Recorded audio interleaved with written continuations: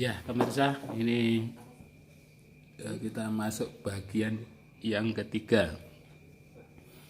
Bagian yang ketiga ini sangat penting karena dua-duanya ini, Mas Afton dan Mbak Pras ini juga menggeluti bisnis. Mas Afton sebelum menikahnya juga menggeluti bisnis sendiri di sini. Mbak Pras meneruskan bisnisnya keluarga di Jember. Artinya yang terkait dengan dol tinuku, menjual dan kulaan dan sebagainya yang terkait dengan pelanggan, mereka berdua sudah tidak asing lagi. Pertanyaannya, apa yang ingin ya disatukan ya, pemahaman bisnisnya yang tadinya sendiri-sendiri, kemudian nantinya setelah berkeluarga ini akan membina bisnis yang satu ya, tidak sendiri-sendiri. Ya, siapa? Silahkan Mas Afton dulu atau Mbak Pras ya. Kalau tidak paham bisa nanyakan pertanyaannya. Jadi intinya gini deh, jadi ketika belum berkeluarga kan bisnisnya sendiri-sendiri. Mas Afton mendirikan kafe di sini, artinya manajemennya dan sebagainya tidak diintervensi ya oleh istri. Mbak Pras juga demikian, kelola bisnisnya orang tua ya sendiri. Mas Afton juga nggak pernah mengintervensi atau ikut memplanning ya. Oh nanti harus begini, barang yang dibeli harus ini. Nah, kalau sekarang sudah dikelola bersama.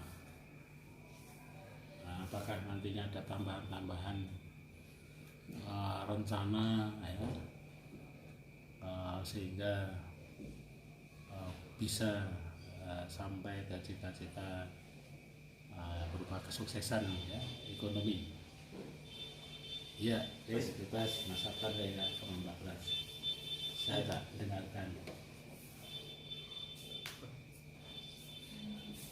Ya tetap usaha kan tetap harus ada inovasi loh biar dia bisa berkembang. Nah untungnya setelah nikah adalah ada yang membantu memanajemen uangnya warung, uangnya servisan. Jadi kayak dulu kan mesti tak jadikan satu dari segi ini ya, dari segi omsetnya warung sama omsetnya servisan. Jadi dari segi perhitungannya pun juga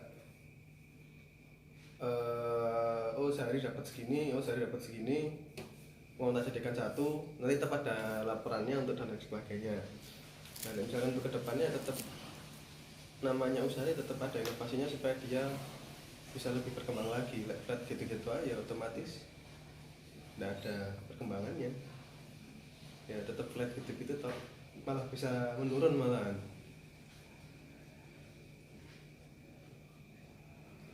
Malah bisa menurun ya? Iya, tidak ada inovasinya. Ya. Kalau gitu kegiatan-kegiatan bisnis apa sekarang ini setelah berumah tangga yang tadinya tidak dikerjakan Mbak Pras kemudian dikerjakan oleh Mbak Pras, apa saja? Misalnya menggantikan posisi kasir ya, yang tadinya dipegang Mas Adi atau apa? Lebih ngatur keuangan, lebih tertata ya. Jadi membedakan, oh ini uang buat servis, ini uang buat kafenya, terus ini uang untuk setiap bulan, setiap hari. Jadi ada sendiri. Lebih tertata dari segi dari dulu kan lah uang keuntungan sama buat kulaan tak jadikan satu. Yang penting yang diutamakan adalah uang untuk gaji pegawai disendirikan kan. Nah uang sama kulaan sama keuntungannya jadikan satu. Nah sekarang jadi bisa, jadi ada uang buat karyawan, uang buat kulaan sama keuntungannya disendirikan. Nah dulu uang buat kulaan sama keuntungan tak jadikan satu kan, daripada ribet-ribet toh sama yang ngambil dari situ. Nah sekarang ada yang menyendirikan biar lebih tertata kebutuhannya, ini berapa, kita terima bersihnya berapa, untungnya berapa gitu. Dari kontrol karyawan mungkin yang tadinya dikontrol penuh oleh Mas Sofwan ya, kemudian Mbak Pras apakah ikut kontrol ya? Tetap aku Bagian Mas Sofwan itu iya, istilahnya bagian warung mulai dari kebersihan, kulaan dan lain sebagainya tetap aku yang ini. Cuman untuk menata uang kulaannya, ini sebagian uang ini buat kulaan, oh ini uang buat ngisi pulsa listrik, ini bisa buat beli ini beli itu, sing ngatur istri. Iya, itu ya yang sendiri itu. Kalau yang kebersamaannya, jadi misalnya ketika buka warung pagi jam berapa, dua-duanya sama-sama bangun. Yang ketika tutup warung, apakah selalu dua-duanya ikut ataukah yang satu sudah tidur dulu? Nggak ada ya Om. Masih bareng terus ya? Jadi enggak ini apa namanya, masalah buka sama tutup dari dulu ini terserah yang jaga. Jadi enggak pernah. Enggak, maksudnya kan itu kan saya lihat ketika mau buka ini saya sempat ngalami di situ ya, ada yang minta kunci. Oh enggak, sekarang kunci udah dipegang penuh oleh iya wah bisa berbahaya itu masalah. jadi kunci mau buka tutup udah tanggung jawab dari yang jaga Mereka ya. Jadi ketika buka dan tutup sering terjadi Mas Sofwan sama Mbak Pras itu nggak mengetahui ya, tiba-tiba bangun atau sudah, ya karena sudah rame ya. Ini apa namanya, kemarin ada pegawai satu yang keluar, jadi ini bukanya mesti siang, bukanya siang tutupnya tetap malam. Nah ketika tutup malam itu Mas Sofwan membiarkan mereka nutup karena tidur Mas Sofwannya, ataukah benar-benar menyaksikan? Ya tutup karena tidur, kadang tutupnya jam 4 subuh. Moro-moro tutup enggak ya? Iya. Akhirnya Jadi sudah Mas mempercayakan Sofwan penuh. kepercayaannya masih sangat tinggi ya. Padahal masa tutup ini masa terkumpulnya uang ya, Iya. dari hasil penjualan. Dan tiap pagi ada laporannya Om. Jadi laporan stok pasti ada. Jadi tinggal menyesuaikan stok sama uangnya. Nah, stoknya sesuai sama uangnya, ya Iya. berarti ini tidak ada selisih antara stok sama hasil yang didapat tiap Iya, itu artinya kan Mas Sofwan masih kepercayaan tinggi ya. Jadi kepercayaan tinggi itu bahwa mereka selalu melaporkan ya. Tapi Loh, nanti kalau ada suatu ininya, ada online-nya pakai spreadsheet. Jadi mereka ngecek satu-satu itemnya. iya, iya. Jadi Artinya kadang- itu termasuk Kadang kalau pula kan waktunya pulaan misalkan kan ada ininya kan, ada laporannya. Anda kan satu minuman habis. Contoh lah misalkan nutrisarinya tinggal 4 biji gitu kan, otomatis ngisi satu renteng itu kan tak cek lagi semuanya. iya, artinya Mas Sofwan kan masih. Jadi kalau ada seseorang yang dipercaya berbisnis, kemudian setiap harinya masih mau melaporkan, itu artinya, dan Mas Sofwan percaya bahwa hari berikutnya orang itu akan melaporkan, itu artinya Mas Sofwan percaya. Iya. Nah, tapi nanti kalau bisnis sudah besar, bisa jadi besoknya hilang sama-sama orangnya, gondol duitnya itu. Oh Nah, kan misalnya gitu, karena ini masih belum iya, selesai ya. untuk kemarin seperti itu kan saya anggap tidak ada, karena yang jaga juga tetangga sendiri gitu loh, mau hilang tinggal nyamperin ke rumahnya dekat ini dikit gitu nyampe. Iya, Kecuali kalau nanti iya. sistem kalau udah besar kan juga meskipun digodol sama orangnya, kita ambil contoh Indomaret, dia sudah besar toh. Kerjanya pun juga ngirim lamaran, ninggal KTP, ninggal apapun. Jadi meskipun dia bawa hilang sama uangnya kan juga tetap bisa melaporkan gitu. Tetap ada hitam di atas putihnya. Iya, itu termasuk masih saya golongan kepercayaan yang tinggi, artinya masih normal-normal saja. Karena ada kasus-kasus tertentu, ya saya dengar dari SS ya, tidak hanya yang terkait dengan lamaran dan sebagainya. Kalau nilai uangnya sudah tinggi sekali, maka yang namanya KTP, yang namanya tetangga, yang namanya rumahnya sendiri, karena nilai uangnya lebih besar dari harta yang ada di situ, larilah dia. Nah itu belum, nanti masalah sana ini mau saya tanyakan dulu tentang bagaimana membiasakan ketika ketika bisnis berjalan uh, prinsip kehati-hatian diawali terus gitu. Iya. Nah ini sementara ini dari wawancara ini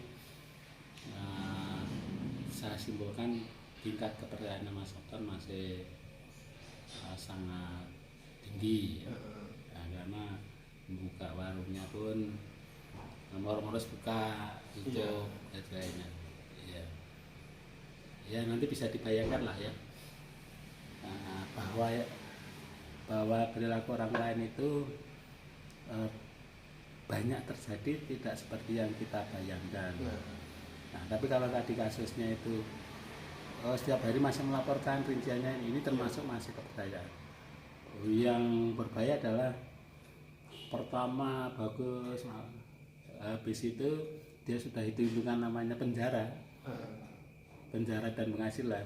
Bisa jadi penjara itu Tetap disukai ya dengan high risk, high income. Andaikan warung kopinya saya tidak ngasih kepercayaan penuh ke pegawai, istilahnya balik ke kalimatnya lagi, sumbut nggak dia nyolong uangnya warung cuman segitu terus dilaporkan. Nah itu tadi makanya ada saya ngasih kepercayaan penuh ke yang jaga karena sing dicolong tuh lo sepiro gitu loh. Iya, itu kan bayangan-bayangan dari Mas Softan ya, karena Mas Softan menimbulkannya dari soalnya omsetnya warung belum sampai sehari sampai jutaan gitu loh. Iya, banyak sebenarnya kasus lain ya, di mana nilai yang sedikit terpaksa diambil karena dianggapnya risikonya kecil, ternyata risikonya besar. Itu banyak kemungkinan. Yang ingin saya tanyakan sebenarnya mengarah ke perbedaan-perbedaan dulu. Nah, nanti dari situ kan saya bisa mengetahui ya, oh ini termasuk kepercayaan masih tinggi. Ya itu aja. Jadi sepakat ya, kepercayaan masih tinggi. Iya. Apakah sama adalah lawannya kepercayaan itu kecurigaan ya? Jadi kalau dalam hubungan sosial kecurigaan itu banyak yang menafsirkan negatif, curiga. Tapi kalau dalam hal bisnis justru kecurigaan itulah alarm keamanan bisnis ya. Nah, ini kalau dari Mas Softan seperti tadi ya, mungkin lebih banyak ke saya. Apakah sama ya Mbak Pras? Sama persis ya Pak, seperti Mas Softan, katakanlah tidak ada kekhawatiran seperti apa dan sebagainya, atau muncul kekhawatiran katakanlah kasir walaupun mereka sekian lama bekerja nggak pernah ngedet, tak ganteni aja misalnya. Nah, gimana? Saya itu ikut suami aja. Kalau suami bilang orangnya bagus gitu, ya udah terserah. Cuma kan selalu mengingatkan gitu, hati gini sekarang ekonomi sulit. Kalau ada laporannya terus sesuai angka-angkanya sama ya berhusnuzon. Ya berarti masih sekata ya. Artinya apa yang dilakukan Mbak Pras dengan yang dilakukan Mas Softan sekata. Ya itu ya. Memang sekata itu nyaman ya. Tidak ada perselisihan, tidak ada konfliknya, tidak ada konflik, tapi alarm terjadinya sesuatu yang mungkin bakal negatif bisa lepas ya. Iya. Karena istilahnya tidak ada pro kontra. Sesuatu yang kontra tidak selamanya negatif karena dia bisa menjadi peringatan. Cermat ya kan? Enggak apa-apa karena nantinya kan yang mengalami Mas Softan sama Mbak Pras ya, dengan berkembangnya bisnis tersebut. Cuma kalau disimpulkan tadi tingkat kepercayaannya masih sama, kemudian Mbak Pras menetapkan atau mungkin memutuskan baik dalam rumah tangga maupun dalam berbisnis mengambil peran sebagai seorang istri yang patuh pada suami ya. Itu perlu dikaji lagi nanti ya. Jadi tidak dibedakan antara ketika berbisnis sama rumah tangga ya. Jadi kalau ketika berbisnis, contoh seorang istri bisa tidak patuh tapi bagus adalah kalau suami kulaan barangnya itu lebih mahal, sementara istri tahu ada yang lebih murah, tapi suami kok tetap ngotot kulaan yang mahal, berani tengkar. Dia ikut kalau kulaan. Nah berarti masih ya katanya belum mencari alternatif kulaan yang lain ya. Kalau soalnya tempat kulaannya memang sudah yang termurah, mau nyari lebih murah lagi juga kayaknya mustahil untuk di Pasuruan. Ya itu ya Mas Sabto sudah nyimpulkan duluan sih mustahil gitu ya. Nggak iya, soalnya sudah keliling sampai Pasuruan kota sampai ke Probolinggo, tetap akhirnya kosnya ke Probolinggo juga dihitung lebih mahal kulak di Probolinggo gitu. Iya, kelilingnya pun bersama ya? Enggak, sendirian. Sendiri. Keliling. Ya artinya kan kita survei ini. Sampai telepon salesnya Coklato, salesnya Bang Bang Drink juga ujung-ujungnya lebih murah di toko itu gitu loh.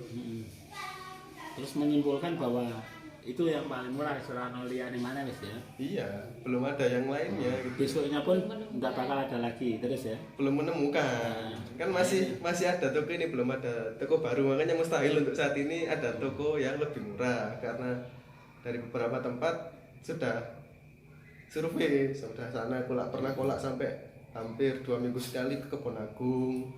Itu ada namanya toko apa sih di pasar itu lengkap. Cuman kalau di total selisih 100-200 akhirnya tetap lebih murah di situ karena jarak perjalanan dari rumah ke Kebon Agung pulang mampir beli bakso sih lapar.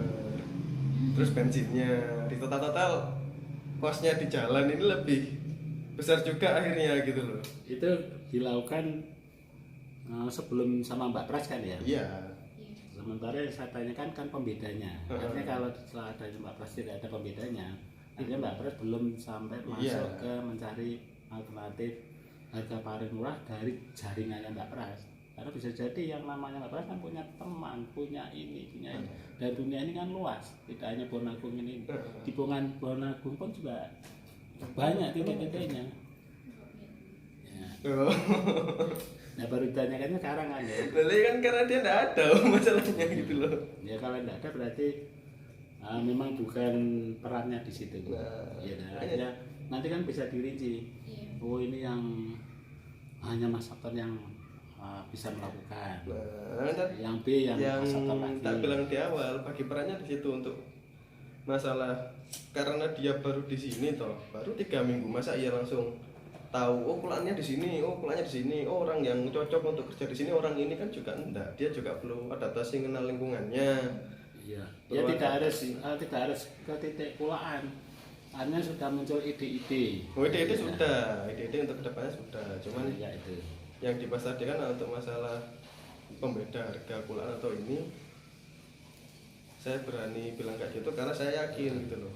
Jaringan saya untuk wilayah Pasuruan lebih banyak saya daripada Mbak Pras. Kecuali kalau misalkan saya di Jember, saya juga pasti berlaku Mbak Pras juga berlaku sama ke saya. Jaringannya dia lebih banyak di Jember dia daripada saya gitu loh. Iya, iya. Ya ini memang kapasitas 21 hari ya. Iya. Jadi 21 hari ini kalau saya simpulkan masih belum ada sinergi ya, sinergi dari potensi bisnisnya istri dengan sinergi dari potensinya suami ya. Iya. Karena masih 21 hari. Tapi kalau nanti keputusannya itu Mbak Pras memposisikan sebagai ibu rumah tangga, ya sudah. Artinya Mas Sabton yang menjalankan bisnis 100%, ya istri itu ya ala kadarnya istilahnya. Dari situ nanti arahnya ya kan namanya ibu rumah tangga ya apa namanya dinafkahi dan sebagainya ya dah. Iya. Tapi dari sisi pembesaran bisnisnya tentunya berbeda. tapi selalu positif negatif ya. Kalau sebagai ibu rumah tangga berarti ketentraman rumah tangganya lebih terjamin ya, karena tidak ada konflik bisnis ya. Semuanya mengikuti.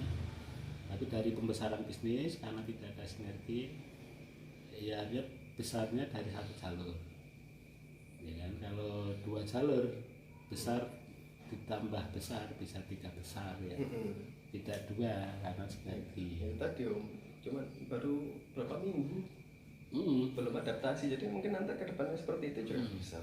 Tapi ya jangan dijadikan alasan itu 3 minggu ya, karena nanti untuk 3 minggu itu kan disesuaikan ya, karena masih 3 minggu ya kita bisa tahu tumbuhnya ide-ide itu ada nggak kayak pohon itu kan dari kecil.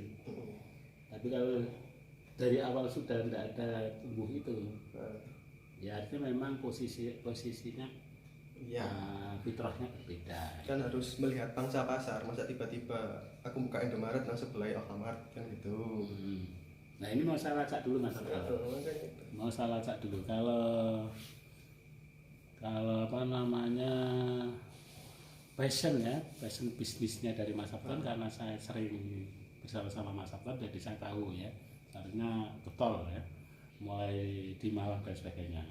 Ini mau saya lacak apakah tepat Mbak Pras itu memang memposisikan rumah tangga, ibu rumah tangga, atau mau nanti sebagian ke arah bisnis. Nah pertanyaannya, bisnis yang selama ini dibantu oleh Mbak Pras di Jember dan sebagainya, atau mungkin ketika mahasiswa sudah pernah berbisnis atau belum, nah silahkan. Mulai SMP SMA itu mulai jual pulsa. Sudah bagus ini Mas Aftan ini. Terus kuliah kosong.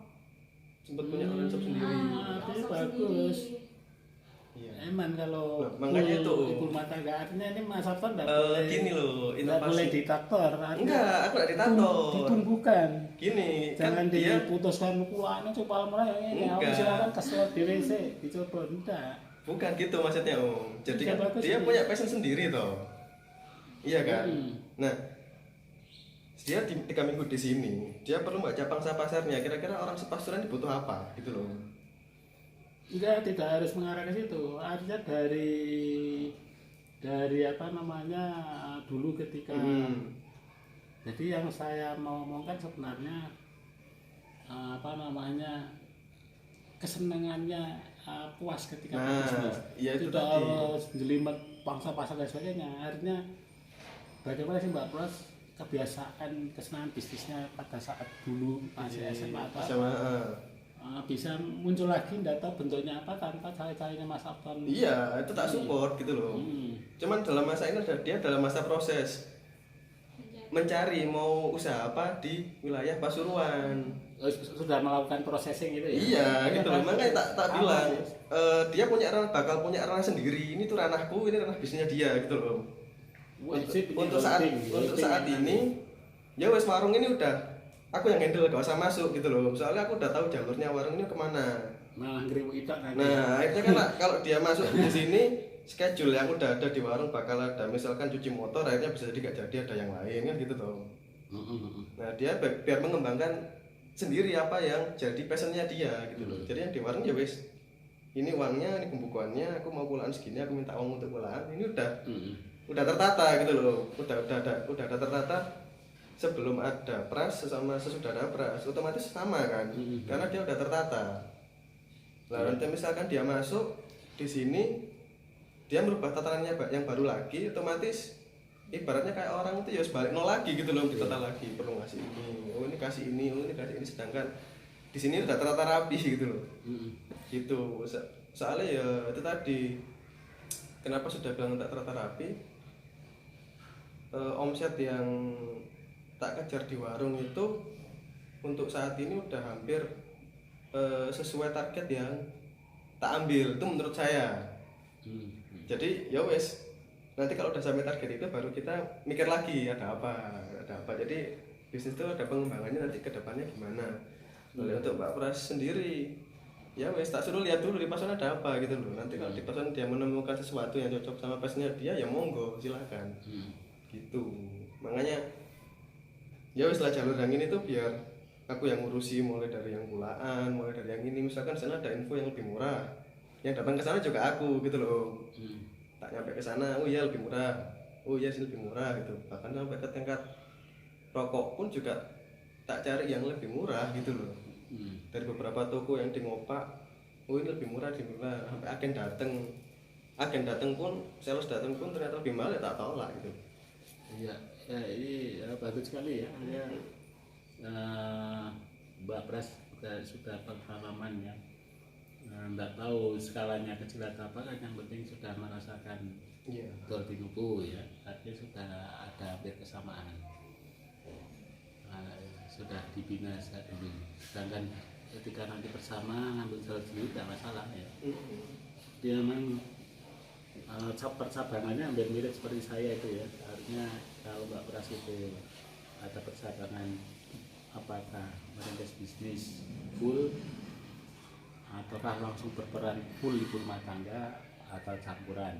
Nah, kalau saya dulu itu, jadi saya sejak SD itu jualan es lilin itu keliling kampung sampai ketika mahasiswa, bukan jualan es lilin lagi tapi batik.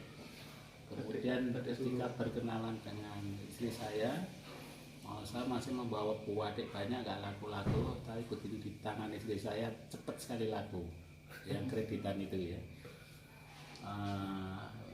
Istri saya juga pengalaman bisnis di Banyuwangi dan sebagainya, pernah jualan emas katanya. Kalau di Banyuwangi jualan emas itu di kayak jualan makanan itu, nah, itu banyak cerita. Percabangannya hampir mirip kalau Mbak Pras itu ke ibu rumah tangga, kalau saya sebagai pendidik. Kalau saya tumbuhkan rasa bisnisnya, nanti proses pendidikan bisa main hitung-hitungan. Sehingga saya korbankan yang aspek bisnisnya gitu. Dan kalau ke istri, saya punya prinsip. Jadi hampir banyak juga teman-teman saya yang prinsipnya hampir sama, di mana mengikuti 100% perjanjian di surat nikah itu. Nah, nanti bisa dibaca itu bukunya ya, bahwa tugas suami adalah mencari nafkah, istri itu nafkahi. Kan ada itu buku nikah kan sudah dapat ya, yang buku kecil. Nah, ada itu aturan-aturan. Kayaknya perlu tak baca loh. Iya kan, karena memang orientasinya bisnis ya. Dimana salah satu prinsipnya itu ketika, jadi kalau uang saya ya uang istri, tapi kalau istri mempunyai pendapatan jangan dimasukkan ke saya, karena saya meyakini itu haram. Jadi silahkan diberikan ke siapa. Kalau misalnya kepingin dipakai nambah, ya ngomong. Artinya kamu memberi ke saya, bukan menafkahi. Teman-teman saya banyak, jadi akhirnya dokternya ditelantarkan ya, istrinya dokter, karena mengikuti prinsip bahwa ibu rumah tangga itu tanggung jawabnya. Jadi ibu rumah tangga, saya salut sekali, banyak seperti itu. Ya enggak banyak sekali ya, tapi banyak yang gitu. Nah, ini artinya apa? Pendapat saya ini sudah mencampurkan unsur keyakinan. Nah, tadi yang kaitan dengan kurban bisa jadi ada unsur keyakinan agama. Nah, ini dampaknya ke depan itu banyak ya, dampaknya ke depan. Apa itu dampaknya ke depan? Yaitu terlanggarnya surat nikah. Surat nikah itu terlanggar apabila sekian hari ada itu tidak memberikan nafkah. Oh iya, itu ada baca yang di belakang sendiri. Nah, kenapa kok sebuah rumah tangga bisa berjalan bagus pada yang menafkahi istrinya? Mestinya secara peraturan dia sudah melanggar, ya karena mungkin tidak mengikuti keyakinan itu. Jadi suaminya makannya dari istrinya gitu. Nah, itu itu keyakinan ya. Tidak sama nanti dengan yang lain. Tidak harus diikuti ini. Cuma yang paling penting kalau buku nikah itu sudah ditandatangani, iya harus diikuti itu. Dibaca lagi ada 2 Pak. Mbak Pras dapat 1, Mas Sabto dapat. Iya kan? Tapi kalau misalnya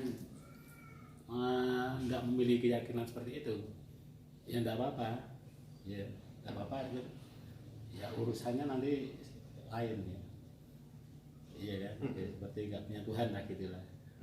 Walaupun sholat dan sebagainya, tapi buku nikah dilanggar kan sama aja itu ya. Nah itu yang ingin saya tanyakan tadi, itu pembeda-pembeda itu nanti mengarah kemana gitu ya. Ya itu ada hal yang bisa kita peroleh tadi, bahwa Mbak Pras itu sudah bisa membedakan antara uang kulaan dan sebagainya. Mudah-mudahan nanti kalau bisnisnya dua-duanya ada, harus bisa membedakan bahwa uang nafkahnya sang suami itu menjadi haknya Mbak Pras, tidak boleh dimasukkan lagi ke bisnis ya. Dan hasil jerah payahnya Mbak Pras itu kalau menurut keyakinan saya itu menjadi hak miliknya Mbak Pras, di mana diberi kebebasan untuk tidak tahu diberikan ke ibunya atau diberikan ke siapa terserah.